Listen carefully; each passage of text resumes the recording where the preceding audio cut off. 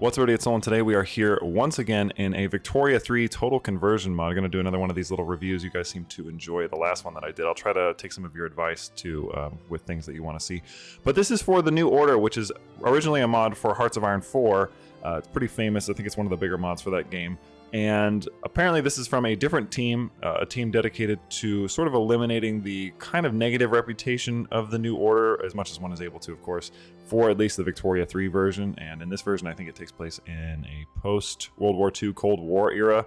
I'm not sure exactly what the setting is of the original. I think it's during World War II, or it's just after World War II. I think Germany wins the war in that case, because, I mean, look at this. This is obviously the White House.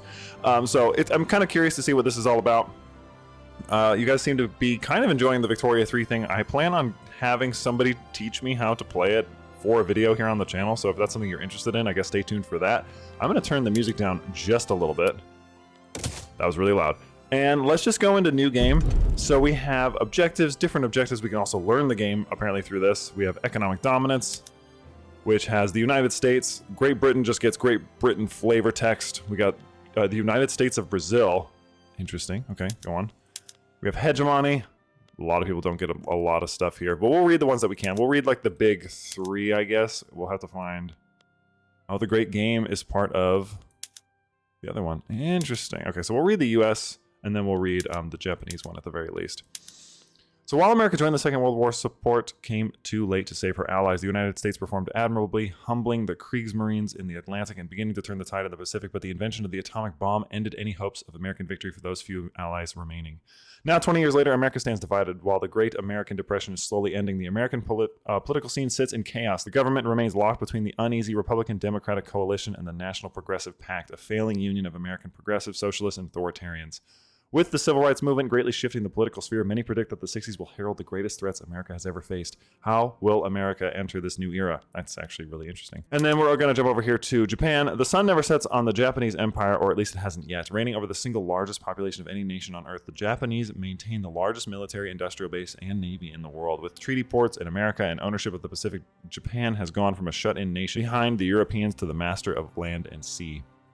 But all is not well, however, as the increasingly Byzantine imperial court consistently undermines the monarchy, and the more Japan uses China's resources, the more their grip on the colonies slip. Will Japan be able to keep its colonies together, or will their co-prosperity sphere crumble? That's also really interesting. What? I wonder where Germany is on this, because I think I also saw Russia. We could read that, maybe.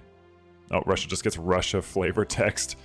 We're just going to hop into the game. You can learn the game with a bunch of people, so obviously this is still very much in work. The flavor text is not even done. But we'll just start the game as we'll just do it as the US. I really love these screens. Like, these loading screens are really cool. It's like a CRT TV almost. Yeah, this loading art is really rad. Looks like it's being broadcast. Okay. Through the course of your objective, you'll be given a series of journal entries to complete, blah, blah, blah. We know this. Okay. So we are here in the United States of America, which looks about the same. I kind of figured it might look different. We have the Dominion of Canada, Mexico. The United States of Brazil is interesting. Okay. A couple things going down here in Africa. First of all, the map looks really nice. Let's see the outskirts of it. Okay. Actually, this might just be from the default Hearts of Iron, or not Hearts of Iron, Victoria 3. Commonwealth of Australia. So Japan is quite large. I'm wondering if some of this is a part of Japan too. It's kind of hard to tell. It looks like this is the Reich. There he is, the guy, the man. I wouldn't say the myth or the legend, but you know, there you go.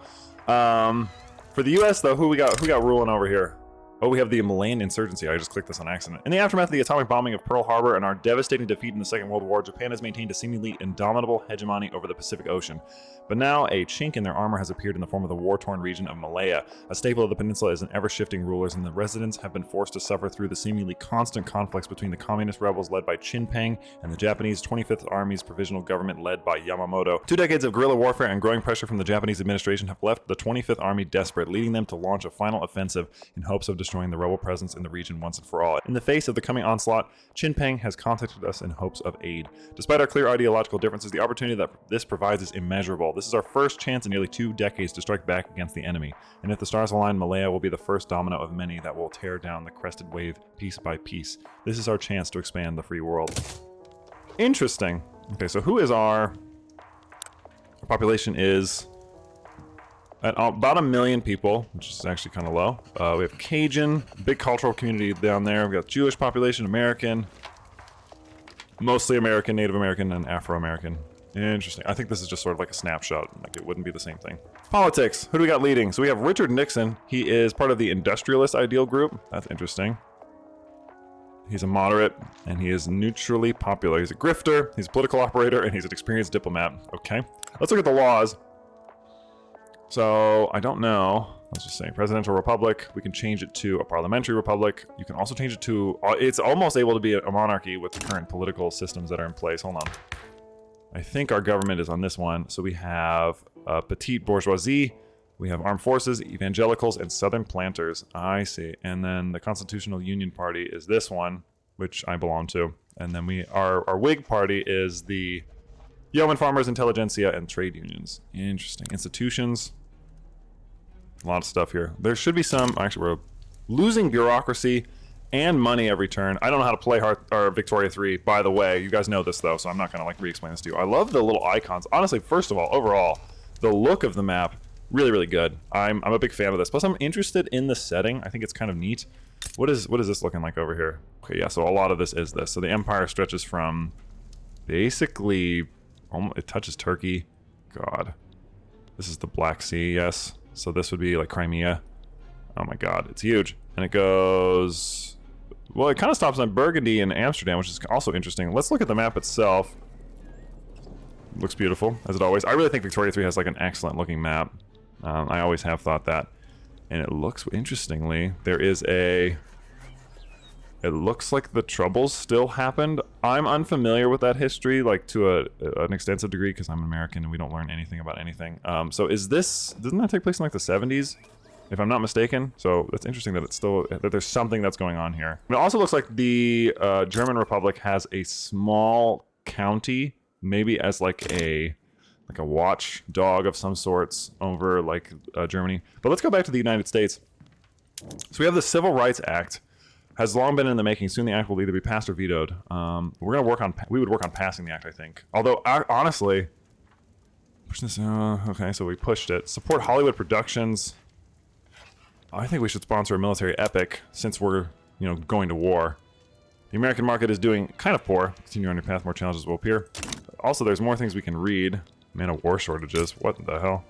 The overall score position of #1 in the world. Okay, so we are in that. How's our military looking actually? Losing a lot of money. Quite a lot of units actually. Mobilization, the Navy. Okay. Journal.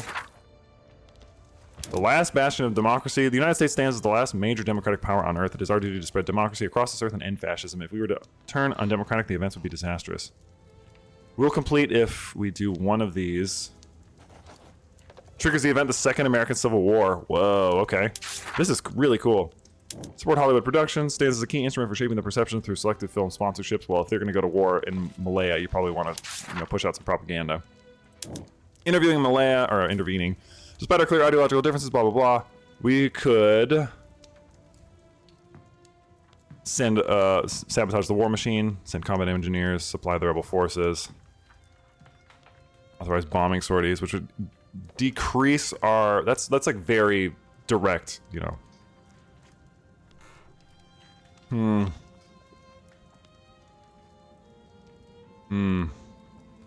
People would become more radical because we're assisting.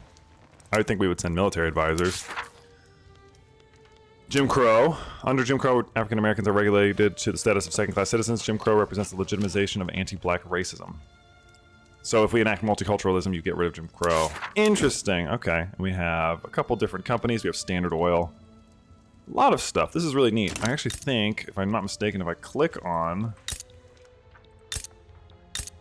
the United States, go down here to Washington. Let's look at that first of all. Oh yeah. Honestly, kind of crazy. I actually used to live right here in the middle of the two. It looks really nice on the map, I must say. Population, society, technology. We've got a lot of stuff, obviously. Diplomacy. We have a rivalry with them and with Germany. Or with the Reich, I guess. We have an embargo on the Reich, actually. That's interesting. Okay, so the US still exists as it does. It's just like much weakened state. Interesting. Okay, and we have a protectorate of the Union of South Africa. We have a bunch of truces. Doesn't look like any alliances. We have interest in everywhere, which is true. No subjects. Okay, we do have one. They have one subject. Releasable countries. I see. I think the green is like the places that we have interest in, right? And the red are places that we don't like, if I'm remembering right. Power base. There we go. Oh, we are in some sort of power block. Organization of Free Nations. Okay. And there's a couple different power blocks. It's not part of any power block. You'd probably want to get Mexico involved. They're part of the Daito. I don't know how to say that. They're part of the Einheitsbach. So who else is in the Organization of Free Countries? So it's the United States. It's the Union of South Africa. Down here. Okay, they actually have a... Oh, it's interesting. So they're right next to another part of them. Okay, that makes sense. Looks like Chile is part of this as well. Yep, Chile, Australia, and the Dominion of Canada. Canada being a Dominion is quite interesting. I feel like you could probably pull in the United States of Brazil and then also Mexico. And you'd probably want to work on something like that to just improve your economy. And it looks like also Greenland is part of this as well. Iceland is not, but you could probably pull them in too. Interesting. Members 11, actually. Haiti, New Zealand, Liberia. Interesting. All the blocks. There's only 3. We're the 3rd strongest of... Or, I mean, there's 4. The triumvirate. Oh, that's actually really funny that there's a triumvirate. They're huge. Damn. This one is Germany. It's got France. It's got England. Ukraine. Russian... Moscowine. Is that like this the Eastern Bloc? Does that include Moscow? Interesting, okay. This one includes Japan, of course. Or Nippon. Manchuria. Dang, that is a big one. Okay, I see. That they do have a really big territory. I don't know, is that the biggest in the world though? I mean, I guess in terms of sea and like dominance over a region, they probably do. Interesting. There's so much to this. There's a radio shortage in the United States. Unfortunately, I don't know enough about like anything with Victoria 3 to really talk about it, but I think that there's a lot of cool stuff. I'm gonna jump over to Germany just to see what sort of stuff they have for their journals, just like give it a little comparison. The consumption of liquor is reducing our citizens to their bad urges. Liquor must be banned to ensure moral and civil society. Ban the opium trade, hold a grand expedition. It looks like they don't have too much going on. Let's check on Japan just to see. Or Nippon. Alright. Intervening in Shonan. Shonan has been one of the most problematic colonies for the considerable amount of time. Ever since we plied it off of British hands, while most have rightly seen us as liberators, saving Malaya from exploitation at British hands off. Others have taken up against our government. The colony has been stuck in a perpetual cycle between the military government and the rebels. While our most recent operations have reclaimed Shonan and all ports from their illegitimate government, we have information that they have stretched their hands for the Americans of all people. It's clear that the situation in Southeast Asia is escaping our control, and harsher measures must immediately be taken, starting with squashing Chinpeng and the UMAJF once and for all, but before we turn towards the Philippines and their little rebel problem too. Hawaii might have been an overstretch, but the Pacific belongs to us. We will not let this affront to our hold in the Pacific stand. We could, I guess you would sabotage the war machine, right? And they have like kind of the same things. Potential. Oh, and there's a bunch of stuff. Actually, that's interesting. I want to see what the US has as potential journal entries. Path to liberalism. Mass propaganda. Oh, wow. Some of these are probably standard. You also have to remember, I don't have every DLC for Victoria 3. I think I'm missing 3 of them now, so some of the things are not available to me, which kind of sucks. Let's jump to Canada just to see what they got going on. If they got anything cool in their journal. No, nothing crazy. Just the same thing, vigor and greatness. So it looks like the United States, so far, from what I'm gathering, has probably the biggest potential in the mod that I'm seeing right now. Probably them too.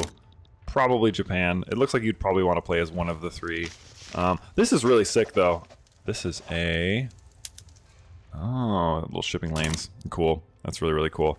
I'm a big fan of this. I don't know, again, like, every time I do one of these, I don't know enough about the game itself to really comment on any of the different things that are going on, because I mean Victoria 3 out of all of the Paradox games that I've ever played is very much like looking at an Excel spreadsheet when it comes to, I guess, different aspects. Oh, there's a new principle, defensive cooperation. Okay, cool. When it comes to different aspects of like how to play it, like it is a lot of just sort of sitting and like letting things go on and try to like subtly influence them over time, as opposed to like Crusader Kings 3, which is much more, I would say, proactive. Quebec forestries. Yeah, let's establish the Quebec forestries. We want that. That makes sense. Those French Canadians know what they're doing. Can I see Montreal on here? Oh, there it is. I love this city. Such a lovely place. But I think that's going to be it. I like the setting a lot. So it's cool. It's like a Cold War 20 years after the end of World War II, where Germany and Japan ended up winning. And it sort of has reshaped a lot of the way the world looks. Of course, like, I mean, look at this. England is still kind of a thing. But it looks like a lot of these had to probably like pay obeisance to the Reich in order to still survive.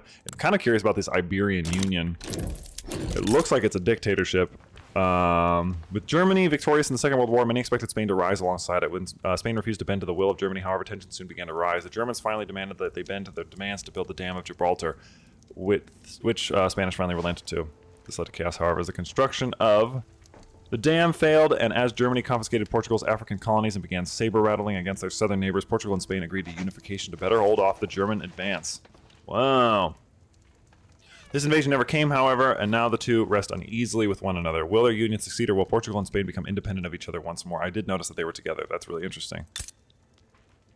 We're going to read, I'll just read all of the major players and then we'll just call this one good. I hope that this was at least interesting. Once humbled by their failures in the Weltkrieg, Germany has now rose to prominence with the leadership of this guy in the 1930s. Thanks to the failures of the Allies, World War II has ended in complete German victory. Germany now presides over the most powerful empire on earth, but despite her victory, Germany's control remains tenuous at best. Will Germany return to the glory of the Second World War, or will its hegemony continue to slowly crumble? So also it's collapsing. That's really interesting. With the triumph of the Axis over the Allied powers, a new order has descended upon the world.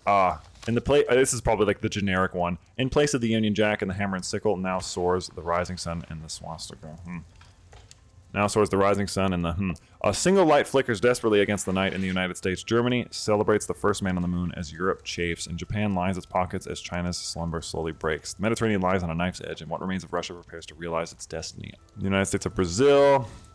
I want to say what China says. Republic of China. The hopefuls who light the fuse against the Qing and the hopefuls who lit the fuse against the Qing and Wuhan would die with the Republic just 30 years later, as it was snuffed out by the Japanese in Chongqing. The new Republican government over China claims to be the legitimate successor to the KMT's Republic, but all up and down society know that that is not true.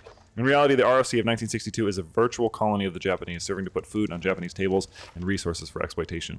But there are some who still see light where others don't, who see the potential in this situation. China has known only peace and stability since the War of Resistance, and Japanese investments have kickstarted the Chinese economy. Perhaps this, paired with Gao Zhongwu's planned 5 modernization programs, could propel China beyond being a mere subservient. How will China emerge in this new and tumultuous era? So it sounds like a lot of these countries are like getting ready to emerge from their stupor.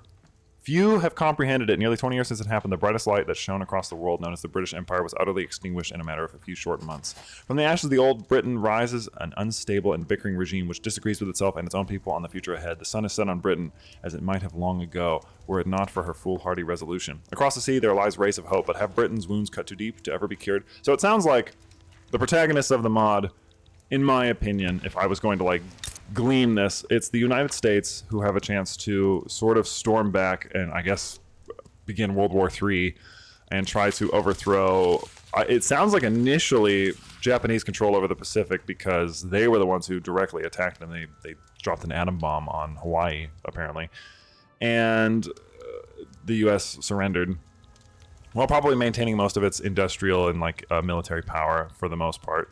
And then it looks like Germany is slowly losing its grip, as a lot of, authoritarian governments do over the course of many years. Like, they slowly become more corrupt, more weak, and it sounds like things are sort of starting to break away a little bit. And that could be an interesting playthrough too. So it sounds like you could probably get the United States as a main character, obviously Germany, obviously Japan, China for sure.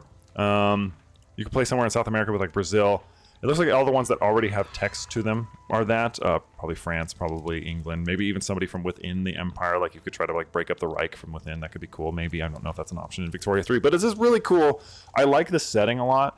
And I hope that you guys give this one a shot. Again, the mod is available on Steam, and it is separate from the Hearts of Iron 4 mod, so if you had any trepidation about, you know, maybe you don't agree with like certain stances that team takes or just like how they present their work, you don't have to really worry about that because it's a different team and it's different. But that's going to be it for me. As always, I'm Soul. I will happily see you in the next one.